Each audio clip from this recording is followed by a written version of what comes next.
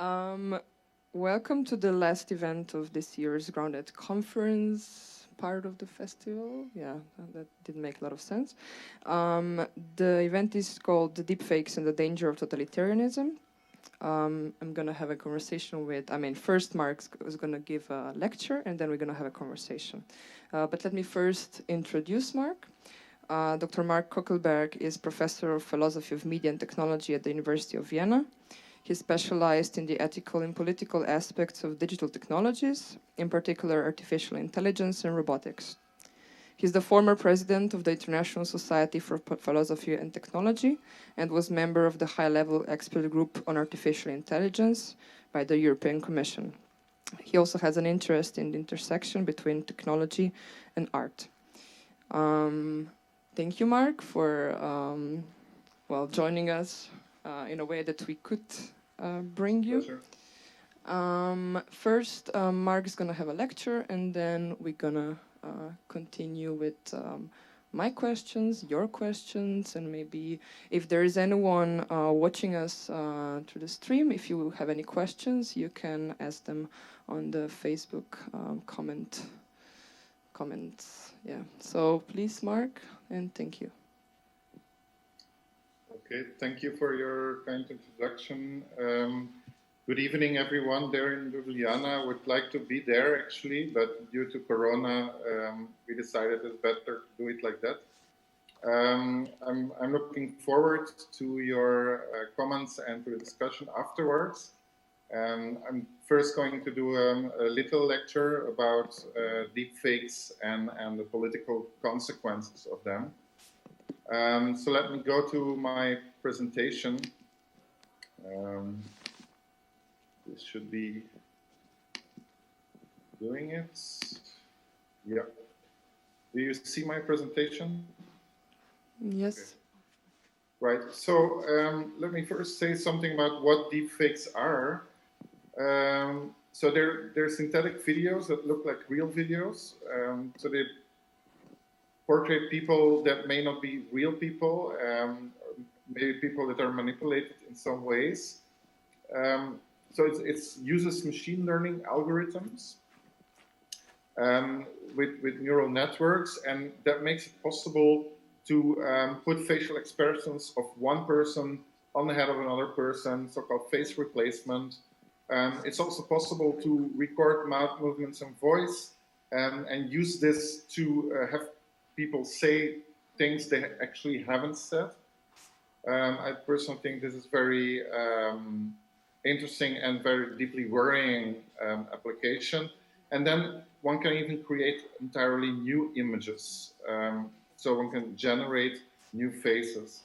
And this can be all used also for political purposes, to spread misinformation and manipulate people. And what I propose to do now is to look a bit more into what could be the political consequences, what could be the political problems created by these deepfakes. Well, I guess let's just continue. In case anything's gonna work there, then you're gonna let me know, right, Matej, if he comes back. Otherwise, I can just start talking. Okay. Well, that's great. So okay.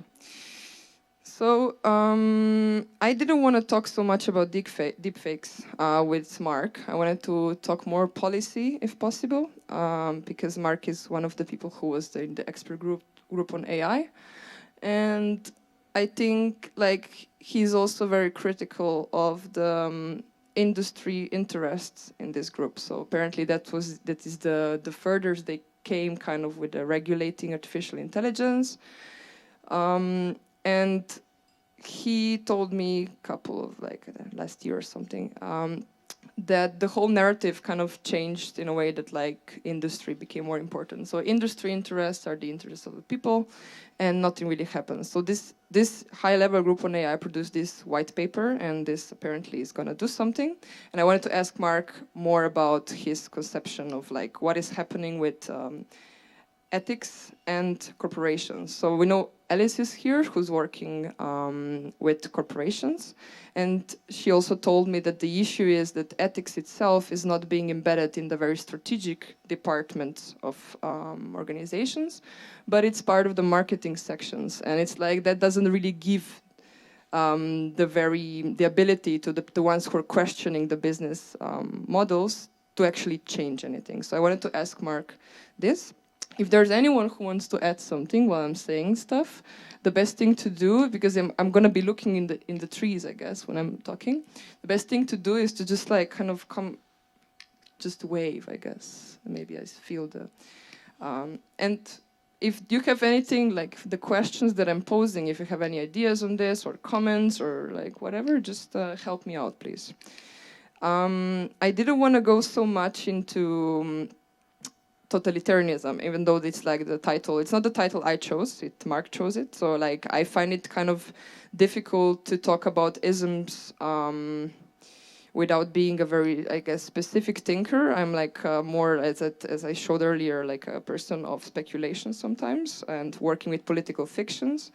And I guess I would still like to maybe read one paragraph. It comes from Hannah Arendt's The Origins of Totalitarianism. And perhaps let's just say that I chose this this paragraph from this book because in the times of the pandemic, this book really like the sales went really up. And I found this really interesting for like, I guess, the moment in which we're in. And I guess the renewed relevance of, I guess, philosophy and I guess also political theory. But it seems that like now in the times of the pandemic, I didn't understand, I'm sorry. Mark, I just don't hear. Oh, hello, Mark. Yes, you left me alone. Yes. Yes, well, that's not okay. But okay, is your connection okay? Or do you think that it's maybe better if you just maybe go to mobile connection or something? If you're, I don't know what exactly is the problem. It's totally okay here, so I don't know what happened, but I propose that I talk without showing the presentation. Yes, great. Okay.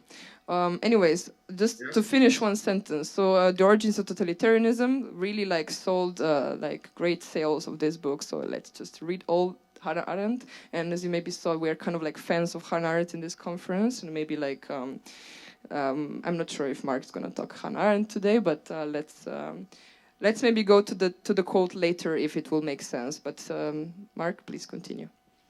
Yeah. I actually will talk about Hannah Arendt, and that's why I prepared all the slides and everything. But I will talk about Origins of Totalitarianism and also an interview from her. So do you hear me now? Yes. Yep, okay. Then I start again. So I already explained a bit what deepfakes are and what the possibilities are, that you can do this face replacement, face reaction.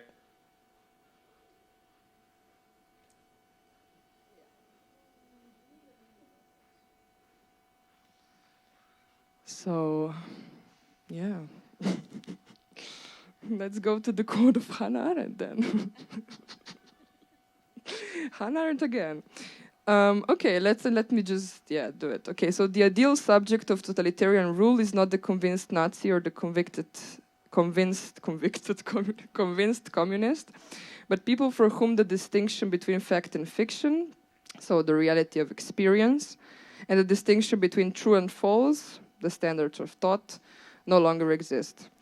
Like the whole conference, like the whole ground of this year is kind of really trying to understand why are we so obsessed with truth, or like why we need truth to be activists, or like why we actually like are really focusing on this question. And that's maybe why we're going back to Hannah Arendt, because we think like the danger of the current situation is that like we are not aware enough of the certain things that are happening in society. So I would like to pick up on something that Spomenka Hribar said today. So basically, it was not said as part of the presentation, and because we're in the public space, I kind of overheard a little bit of the conversation that she had with Barbara before they went on stage, and she said that she's really thankful that we're doing what we're doing, because the younger people, that they don't seem to care anymore about those issues. That it's kind of like, it seems really there's this political, I guess, apathy that is kind of not really destroying the democracy, or however we're gonna. If any one of the philosophers present here wanna like make me more precise, please come here.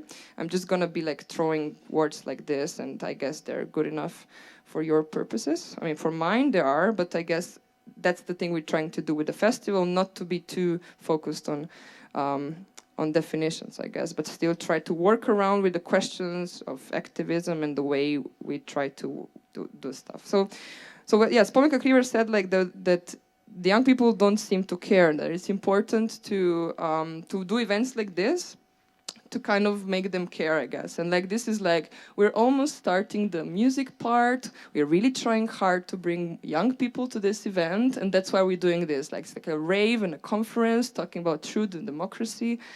And I guess talking about stuff that might be not so not fancy, but like maybe not so easy to grasp, or like there are not so many easy. It's not really like a marketing conference or like how to sell more stuff. And at the same time, like we are trying to. I mean, I'm not sure why I'm promoting Grounded now, but maybe because like I was left here with a lot of time to just talk. But I just thought it's interesting what Kochelbergh said today, that like, thank you for doing this, because like younger people don't seem to care anymore. And I don't, I find it, I mean, I think people who are here and the people that I usually talk to, they seem to care.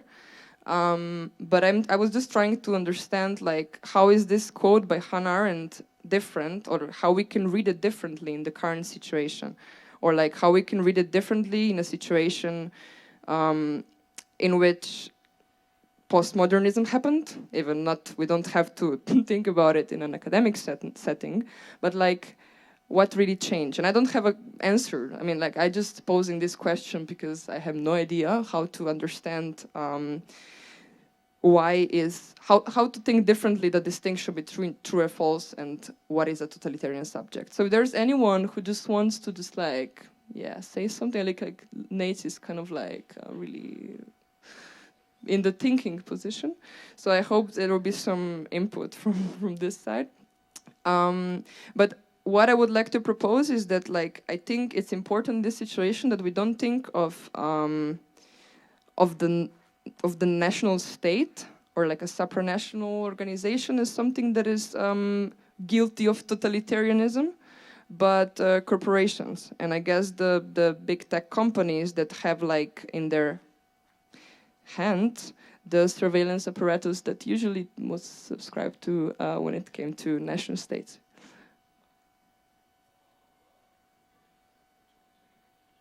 Okay.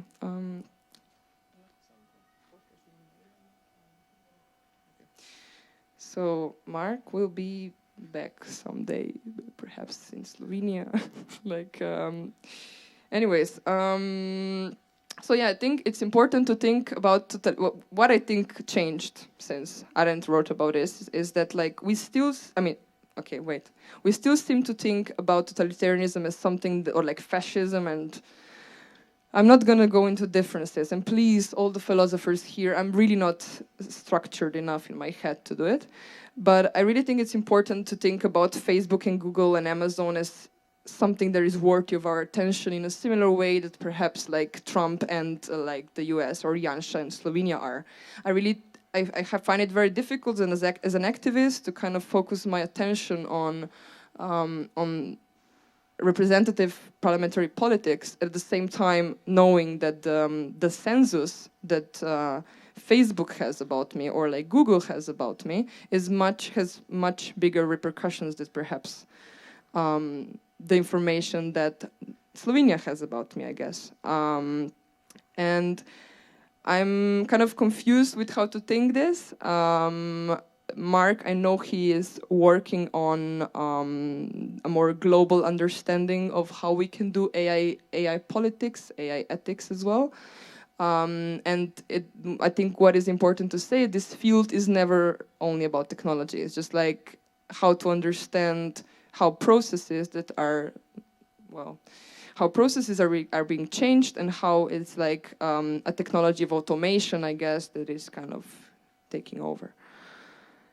And yeah, I think in times where like where corporations have the role of fighting terrorists, or where like the company called Palantir, for example, strikes a deal with the UK government to control what is happening with after Corona, with logistics in the national healthcare. I think it's important really to think, okay, where is power? And if we still believe it, that knowledge is power, then I guess we should really focus on perhaps the other actor, on public-private partnerships that are important not only in AI, not only in this, but in every sector, I guess. Even though I would say that AI or automation is something that goes through different sectors. It's not something that I try to think of it as a different kind of technology or understanding of the world. And yeah, I'm just like, that's really funny because I have questions here and I'm just going through my questions. If you think that anything is interesting, I guess like you should just maybe, I don't know, help me out in this awkward situation. I just got a message that you are making me lol, so that's great. I mean, I guess I am funny sometimes. Yeah, so going back to Spomenka Hribar, why I thought about this. So there I have this quote here that some research from Peterson from 2018 says that a need for chaos and a desire to watch the world burn without caring about the consequences is one driver of false political rumors online. And they connect it to reality apathy. So that like people just don't care anymore. It's like just perhaps like living for so long in like something that used to be called the cyberspace, and now it's like this distinction doesn't make so much sense anymore, even though we still see that it obviously does. Like these distinctions we're trying to make. That's the end of my point, because it's not a point, it's a question. So I don't have answers. I'm just gonna like keep on questioning, and that's I guess what we're trying to do as thinkers. But I find it really funny that I'm that funny. It's like, that's great. Okay, one issue with deepfakes.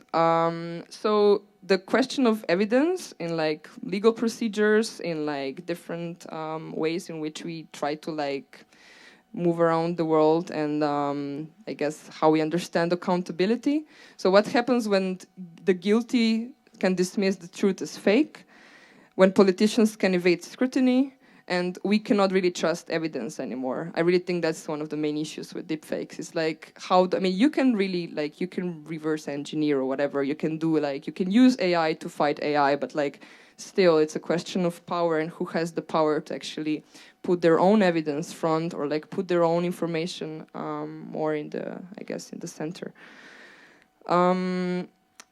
And I guess that another issue that we opened yesterday, but of course we didn't close it, is the question of computational truth, and how like it's again I guess the most powerful corporations in the world that have the mandate over that kind of truth. So if you're a company that like has more money than nation states, then I guess you also have a certain claim over truth, which perhaps changes the way we should think about politics.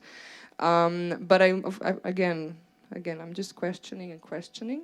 And another question that I had isn't like the question of deepfakes, not deepfakes, but the question of like, when we don't have cases anymore that we can trust. Is this an opportunity to talk about systemic issues more? If it's not about one case or the other, maybe we can just like forget about the question of evidence, because evidence anyways, there was a lecture yesterday about truth in law, and the question of evidence anyways, it's like a problematic one, and how you can falsificate or falsify evidence. This is also something that it's not a new problem. It's just like deepfakes enable it on a much grander scale.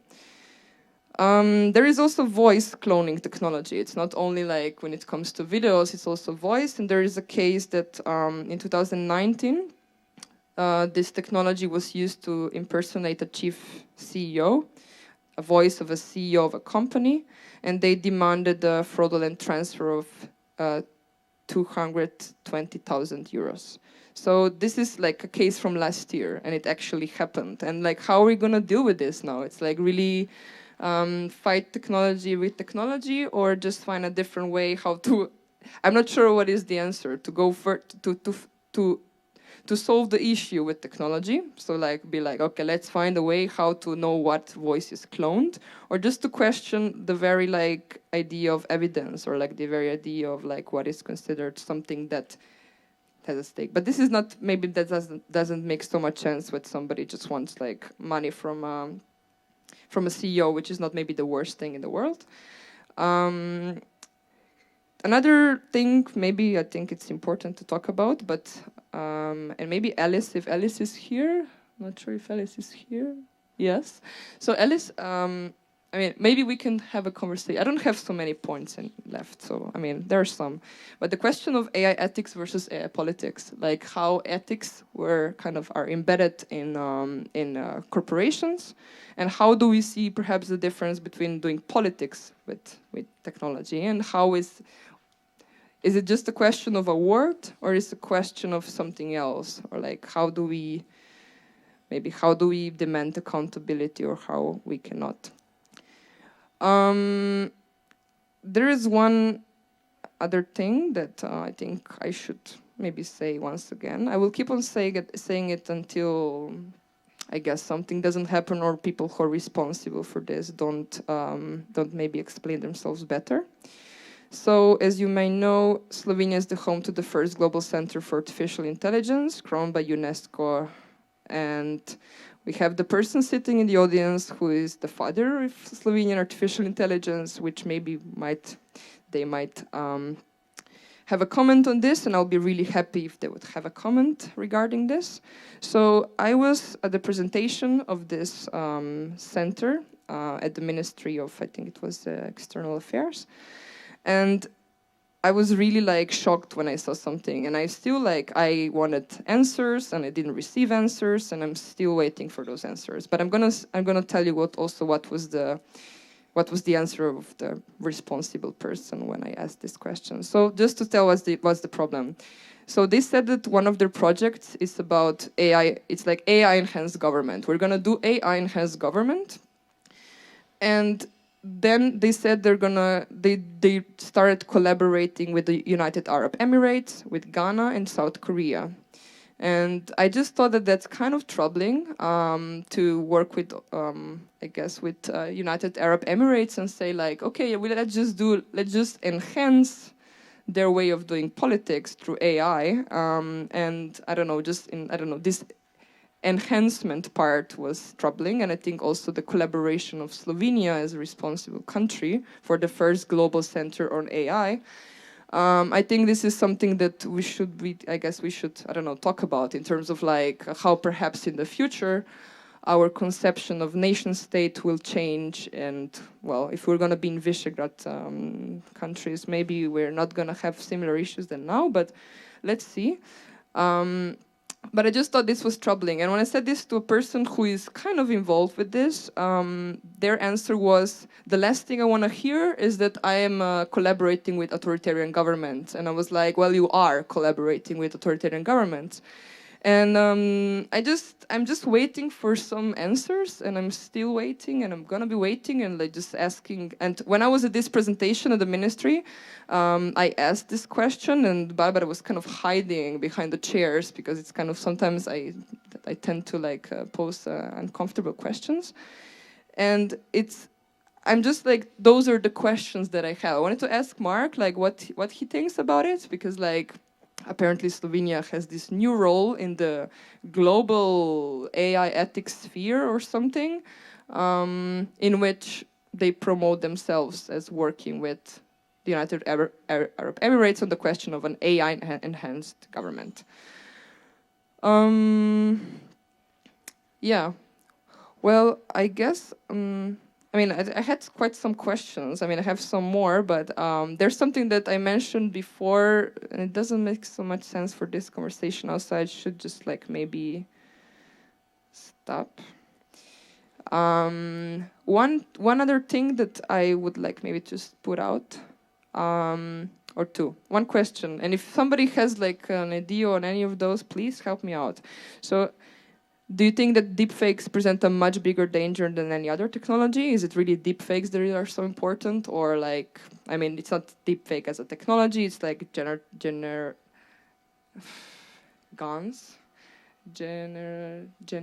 adversarial networks. What is the G?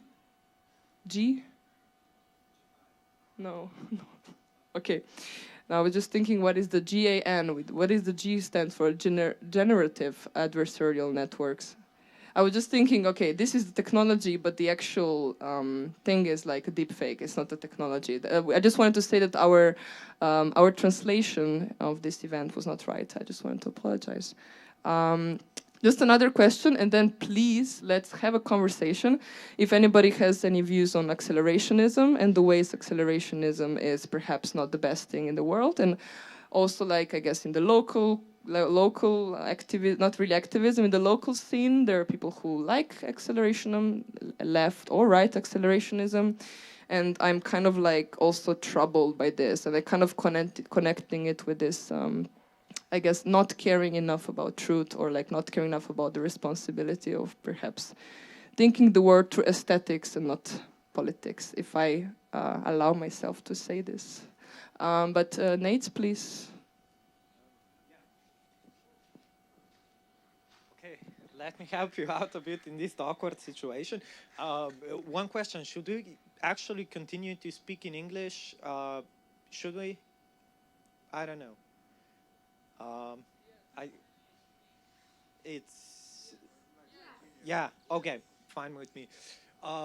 So let me pick up on one of the questions you posed. Okay, here's the microphone.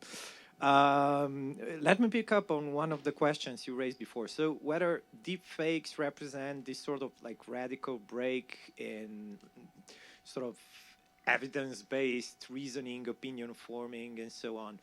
I would rather phrase this in more general terms. When we talk about technology, there's always this danger of what you would call presentism. So to think of one's historical moment and one's historical development and the historical developments happening around someone, there's always this sort of temptation to think some of these developments is unique. For example, let's take two of the examples which were part of the conversations today. One of them being deepfakes, and the other one being echo chambers, right? So if you think about it, like I don't think any of them represent what you would call a radical break. So, for example, take deepfakes, right? They seem to be like a big thing now that we're used to seeing like videos on YouTube. We take some of them as, you know, evidence for something actually happening and so on.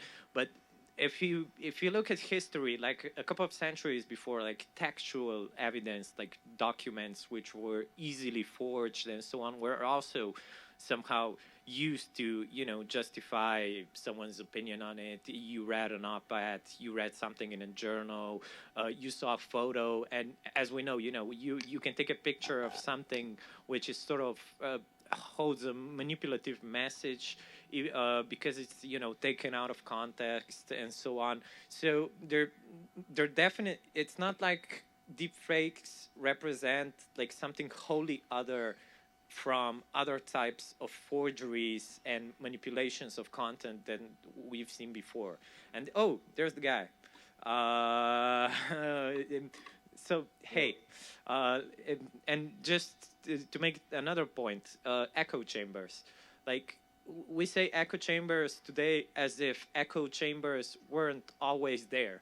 Like you always had a segmentation of opinion in the public which was based on people being part of different classes, different social groups, different institutions, following different newspapers, having a different life experience, being part of different religious traditions, whatever, which had their own sort of like politics, ideologies, and so on. And inside those spaces, you could see something that is sort of equivalent to what you would call an echo chamber today. And while, of course, you can say that echo chamber is, in this web-based sense, constitute a sort of intensification of the echo chambery stuff. In the same way, you could say like deepfakes constitute an intensification of sort of evidence forgery. They're still like sort of more of a continuity of development than a radical break in itself, I would say. This is sort of the point I would make here. Okay, thank you. So, Mark, let's hope now it's gonna work, huh? Or, wow. Okay. Can you hear us? You hear us, right?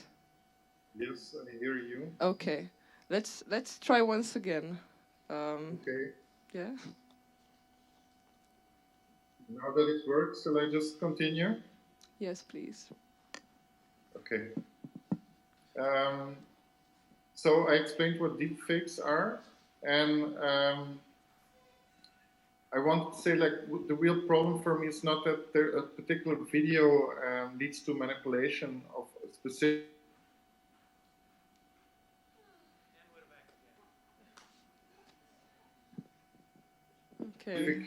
people around a specific.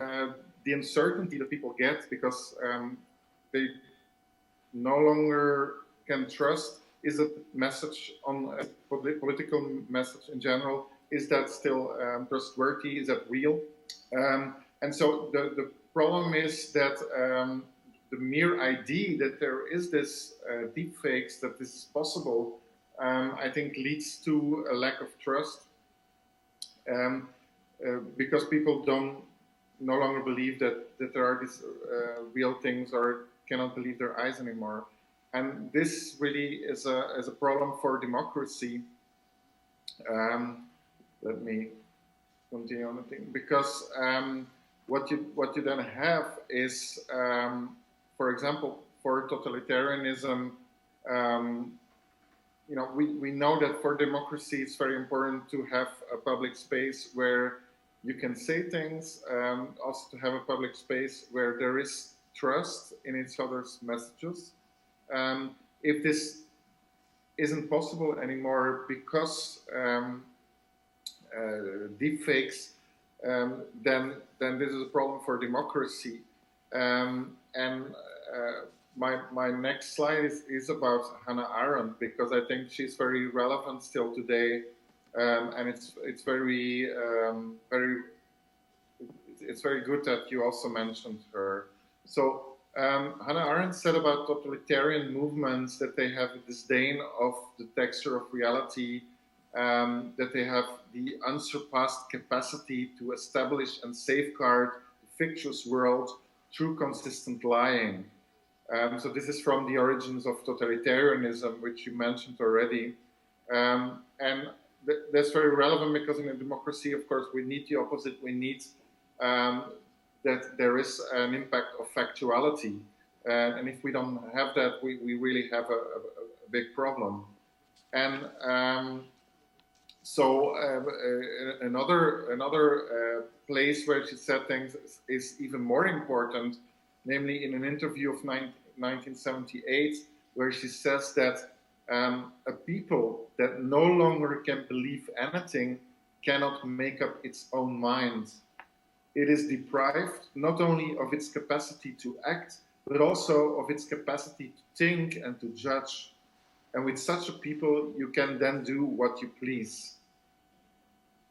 So this, I think, is a quote that goes directly to the problem that I identified with deepfakes, because if people no longer believe anything due to deepfakes, due to misinformation, because there's a wider context here, that there are more and more there's more and more misinformation on social media, then this is really a problem for democracy and gives us this danger of totalitarianism. So I think it's important to listen to people like Hannah Arendt, who experienced this totalitarianism, or who lived in a time when there was very clear forms of totalitarianism. But as you know, today there is also this danger in many countries today. So I think this is an important topic to be aware of. Now, when we have these problems with deepfakes, the question is what can be done about it?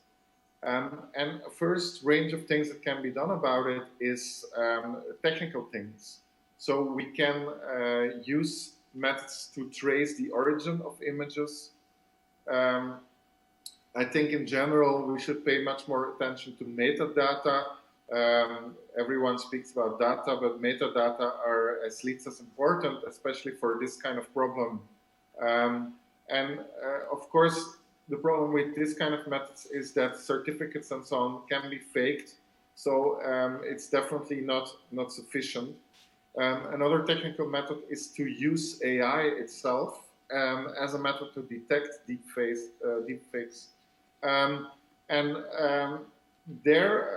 I think that definitely has a huge future, because we humans are quite limited in detecting deepfakes when they get better. But what we can do is use AI itself to detect.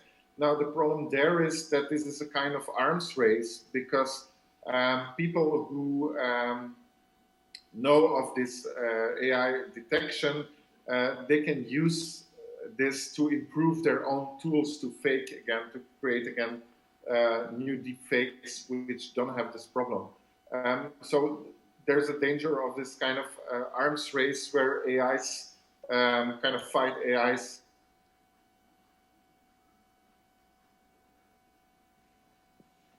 AIs fight AIs, and then... If you wish. And what else can be done is that big tech companies take a responsibility to regulate misinformation. So remove deepfake video done. It's just that we, most of us use, they are in the US, and in the US context, there isn't, like in Europe, a climate for regulation really.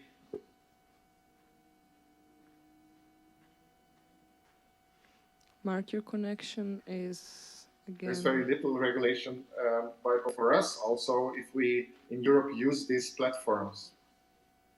Then we can take that punish the creation of deepfakes. But as with many legal measures, this is something that's not necessarily very effective, especially because hackers that create deepfakes are all over the world and are not necessarily bound by US law or by European EU law.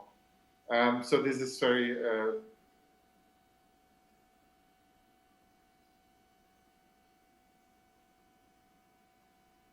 difficult problem. Then I think we need much more fact-checkers. We see that there are more fact-checkers today. I think critical journalism really has an important role to, as a mediator between this huge world of good information, misinformation on the one hand, and citizens on the other hand. And so I think we need more independent critical journalism. But the problem there is that there's often a climate where there's a lot of economic pressures on newspapers. There's less and less independent journalism.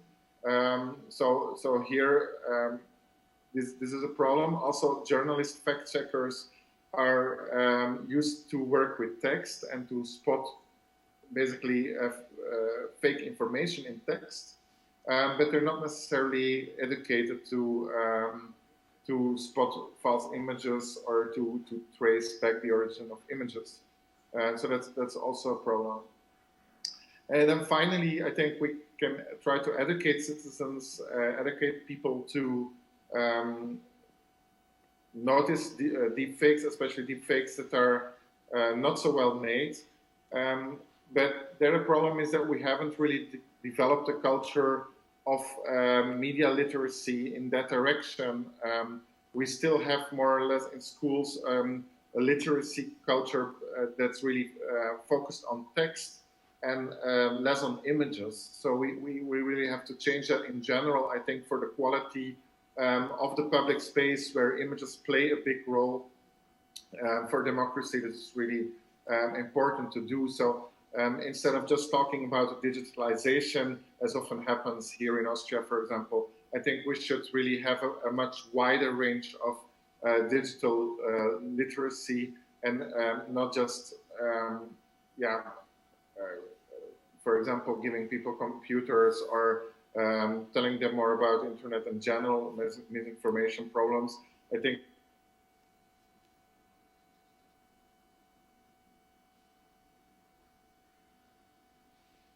we need really to have people develop. Then, of course, it's worth noting that deepfakes, just like all, used actually for as a kind of act of protest, of resistance via satire or parody.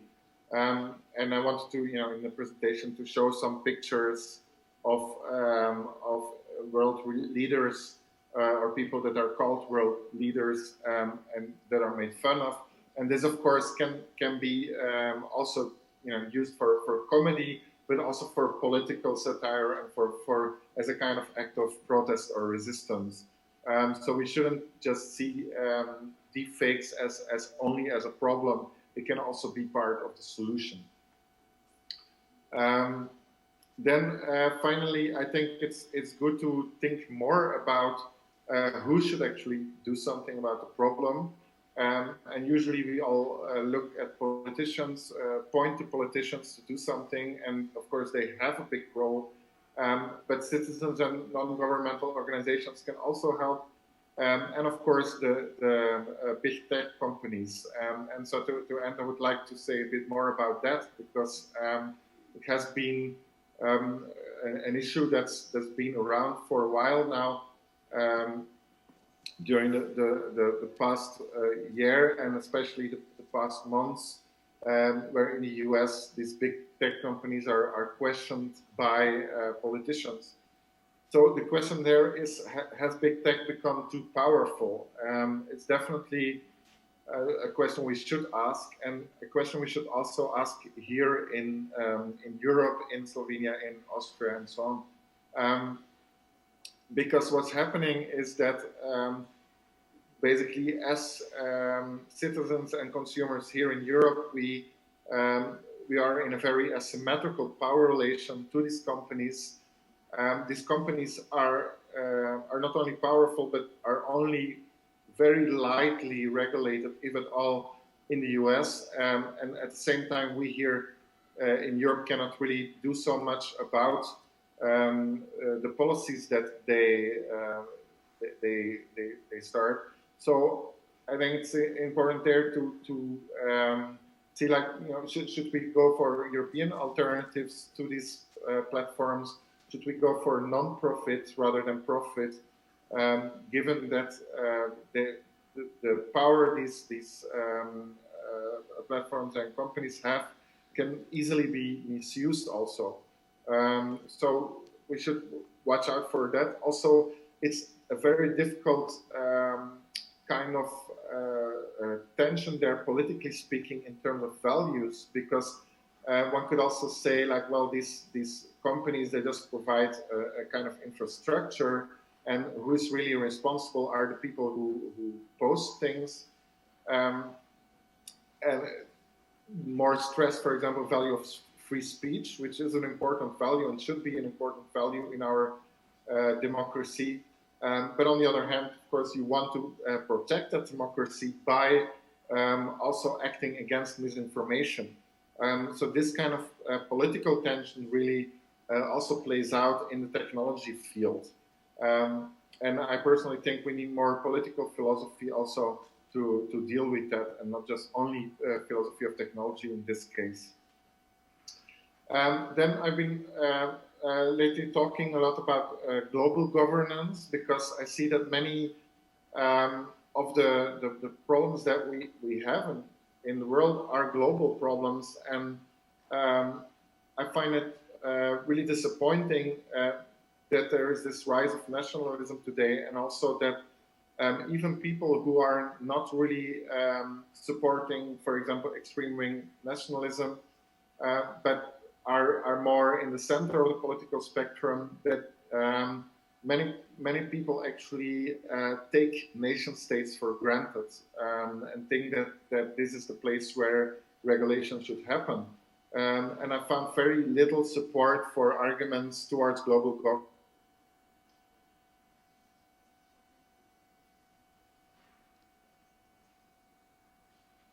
governance. But I think really nationalism we should critically question always, because it's not necessarily a good way to do things. It's a very complex, but I do think it's given problems like climate change, artificial intelligence problems like deepfakes. I think these problems can only be addressed really on different levels, not just at a national level, but also local level and supranational level. So we can think about how to do that. Many people shy away from the supranational idea because they say, like, well, there's a danger of totalitarianism again. But I think this is something that can happen at all levels, from the local level to the supranational level. And I think that the problem is not with supranationalism, but with totalitarianism and its dangers and how and the kind of the ground that feeds into that. So I think global governance is one way to try to solve problems because this software goes everywhere, and so if we want to regulate even just a very light regulation, I think it doesn't make sense to only have that in one country. Also, one should always keep in mind that at the global level, there are many countries that are less powerful than European countries, because in Europe we can still do something against American big tech, but I think there are many developing countries that have very little political power compared to the US, for example, and are very much dominated by the US and have very little to say and can do very little. So that's why also an extra reason for me to, like, if we care about justice at all, that we should actually also look at these problems at the global level. Okay, I will stop here.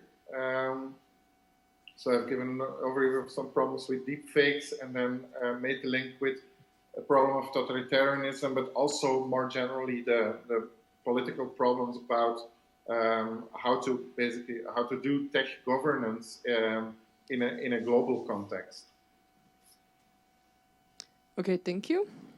So the thing is that while we were waiting for this to work, I kind of asked my questions already, or just like started talking like really funny stuff. Like it was really great that I was so funny.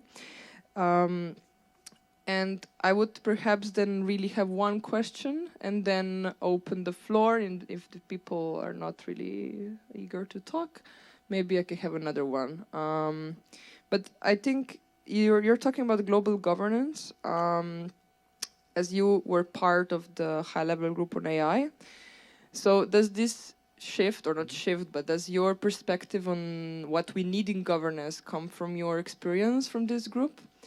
I would like to know more about your experience doing policy in that area, and what do you think this high-level group achieved, and what do you think maybe it didn't?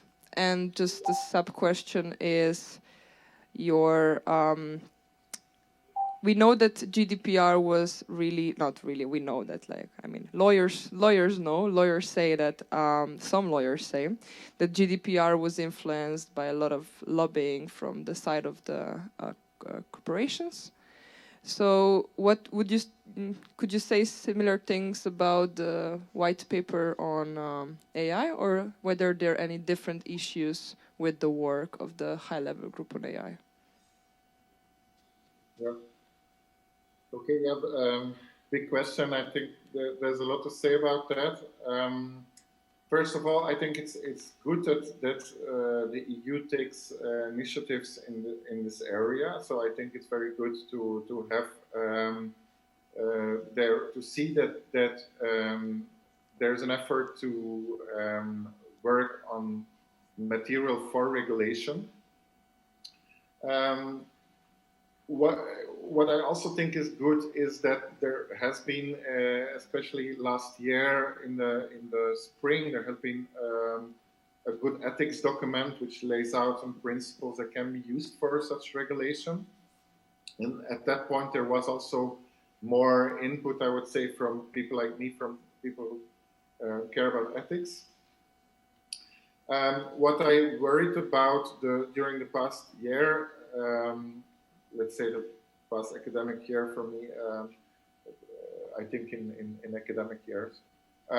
But what I really worry about is indeed the influence of lobbying by industry, and also the impact that has then in the end on what the actual regulation will be. Because it's one thing to have this expert group make all kind of documents, and I would say they were already quite very balanced with different interests. But then I'm worried and pessimistic about the kind of policies that will come out of this. The European Commission is very much interested in investment in technology and in industry, and I think this by itself is there's nothing wrong about that, but I think it's questionable how seriously they really take the ethical problems, and so I've always been also a critical voice within the group. Together with Thomas Metzinger, we published an article that argues that this expert group risks to be a fig leaf, and that that it's just going to be business as usual. So that is definitely a risk. On the other hand, I've always tried also from within to stay constructive and to try to have some influence, because when you leave a group like that, you also lose the influence on the content. And so I've also worked on specifically the environmental and societal impacts. We made an assessment list, and one of the chapters, so to speak, one of the parts of that list is about that. And I think it could help if it's really taken seriously in regulation, and also by companies. It could help to make things better, because it helps companies to pay attention to environmental issues, to societal impact of what they do.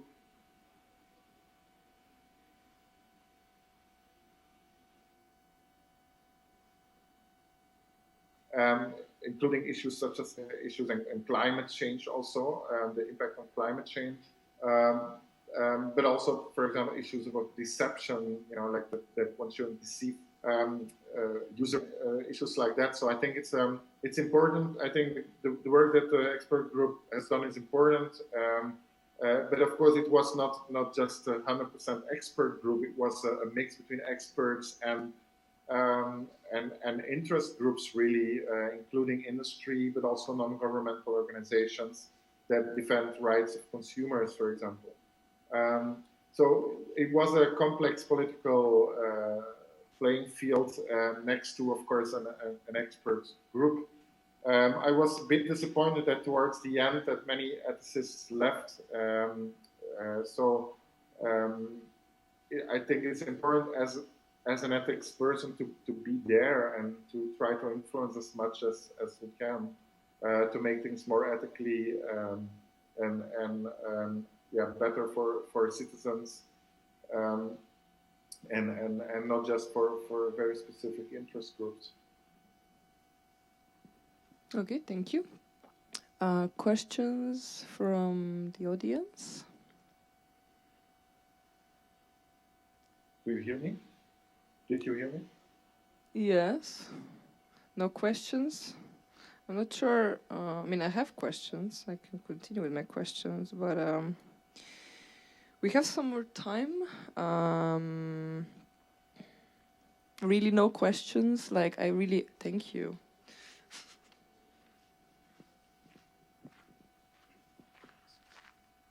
I feel like I'm in school. Oh, sorry, you stand here. I have a different point of view from the forces are overwhelming, right? And the number of people here and the number of people interested in these topics are few, right? And there seems to be many different levels of discussion. My own personal experience is that it should be taken back to the people. And in my own sort of life, I've seen that small groups of people just getting together and talking, who are activated by people who are knowledgeable and have an ethical interest in these kind of issues, and just getting small democratic groups of people to talk in town halls, theatres, village restaurants, to actually discuss the issues. And then, so what happens then, right? So the only thing that I've seen that actually works is when you unseat the people, or can unseat the people who are actually paid to make decisions on your behalf. And so you can have special issues, whether it's anti-pornography or building a hospital or whatever it might be, and actually getting down to the people and actually sort of just talking, and also instead of using technology platforms to communicate, going back to, I know it sounds very old-fashioned, but handwritten letters, so people actually communicate directly one-to-one, point-to-point, and that it's a very slow process to get, I think, people to change their minds and to talk, but just talking and then communicating together and not using the technology platforms. Because it seems to me like everything I've seen in the last couple of days is the cyberspace and the world and the planet of social media, it's just so vast now. It's so integrated with normal life. But actually, it doesn't seem like it's possible to change anything through it. That actually the medium by itself sort of stops the sort of, I guess, positive social change probably everybody here would like to see.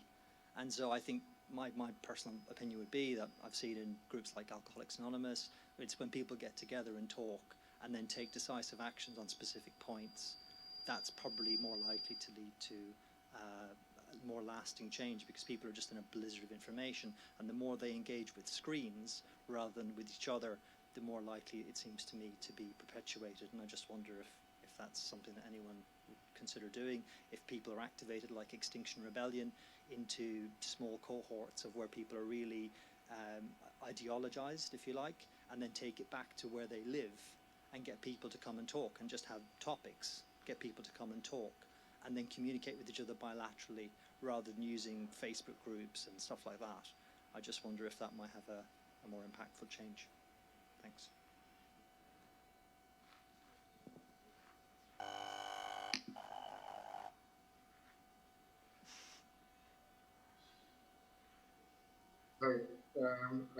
Because of the audio, I didn't hear anything. So if you wouldn't mind. Well, proves the point, I guess.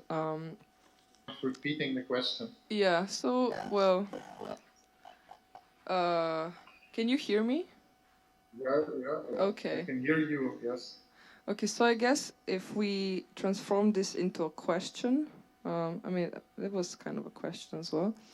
Going back to handwritten letters and like local councils talking about stuff and not making decisions through, in a way, experts or elected representatives. I'm not sure if I understood this correctly. Maybe it's better if you just maybe shorten this and just pose a question. Is that possible? Thank you. Huh? And maybe just take the mic and that's fine, okay? Thanks, Nick. Basically, I'm just, that's too loud. Basically, I'm just saying that what do people believe, right? What do we all believe here? We're all together in a group of people. We're standing amongst trees. We're on top of the hill looking over the city. We believe what we tell each other. We believe what we say. We listen. We agree. We disagree. But we develop our thinking, and people here could get together afterwards and form groups and decide to do things. I think that just has to be taken to everybody in this city, everybody in this country, in every country in the world. I don't see how things can change unless people's minds change by talking to each other. And my question is, I think, is there any appetite, I guess, not just to yourself, but to everybody here, to actually go and do that? Because I think trying to communicate just here and in the medium that is making things so difficult, so confusing for people, actually just talking to each other at the ground level and convincing people that there is a better way to do things, and then to focus on the politicians around them and say, look, if you're not going to make this change, we're going to remove you at the election. And it's only by, I think the change is only going to come through the state. I don't think coming through the technology companies or anything like that.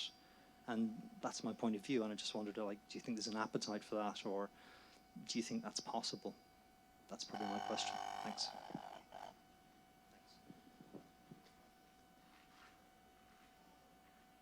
Yeah, I didn't hear anything, but if you could just in one sentence say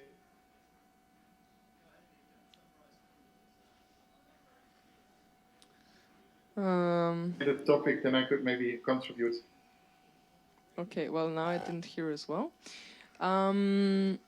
Well, I guess if there's any appetite for talking to each other, and maybe, actually, I'm not sure if I can, like, face-to-face work and not focusing on, like, elected representatives or, like, some groups, but, like, really, I guess, going to the direction of direct democracy and, like, really taking time to do politics, and just not just, like, I guess, not to leave decisions to others. I mean, you need time for that, I guess, and then maybe that's why we have representative democracy. I just, yeah, that's okay, kind of like the direction yeah, okay. So what are your thoughts on this? Like, as I guess, as someone who's doing policy, yes. or like is basically not doing policy for us, but like in a way you are our representative if we look at this in the perspective of like working on a topic that might have even bigger influence in the future. Okay, yeah, so I think direct democracy is, of course, a very sympathetic idea, and has been receiving a lot of discussion in political philosophy. I would say some problems really can and should be discussed in that way and dealt with in that way. So I think on the local level, we can really have more direct democracy. If this problem of misinformation is really connected with local problems, we should do that absolutely. But many of the problems and also the solutions that we need, I think, should go beyond the local level. And then direct democracy is quite a difficult thing to realize and to make work. So there, I think representative democracy is probably more suitable as a method. I think as long as it is democracy, and I should also say, like, yeah, what this local and direct democracy case, what it shows is that for democracy, we of course don't only need elections. We need also discussion about the issues, public discussions, what Hannah Arendt would call political action, and I think this is also necessary at the global level. Without having really direct democracy, one could still make sure that there are always representatives of different parts of the world, for example, and not just some powerful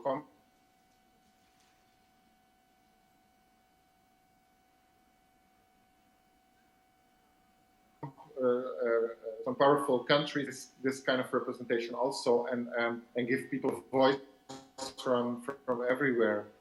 So I think some directness in that discussion with really people from all over the world about technology would be a good thing, and not leave it just to experts and just to politicians who represent the powerful and rich countries.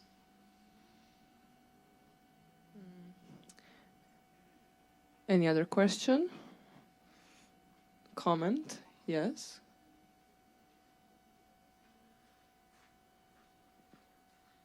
Maybe I just want to know if you have any ideas. Where do you see like regulation on deepfakes and the artificial intelligence in general? Where do you see the next steps on the supranational level? You said that you think that the supranational level is where the regulation should be happening. Do you maybe see that like on an EU level or UN or something like that? Because even people like, for example, Elon Musk are telling us about the dangers of unregulated artificial intelligence. So maybe your views on that. Okay, could you again repeat the question loud? No. You, because somehow it doesn't work with people talking in the microphone. I don't know why. Oh, but you can also, yes, but as long as it's very loud, because the audio is really bad. Where do you see the next steps on regulation of artificial intelligence and deepfakes on an international level? You said that you think that the international level is where the regulation should be happening. So maybe EU or UN or something like that, because even people like Elon Musk are saying how dangerous artificial intelligence can be if it will not be regulated. So your thoughts on that? Yeah, I understood part of it. So I think the UN can be used for these purposes, but the UN is not really yet a very democratic institution, and it's also not yet a very representative, and it's certainly for me not national enough.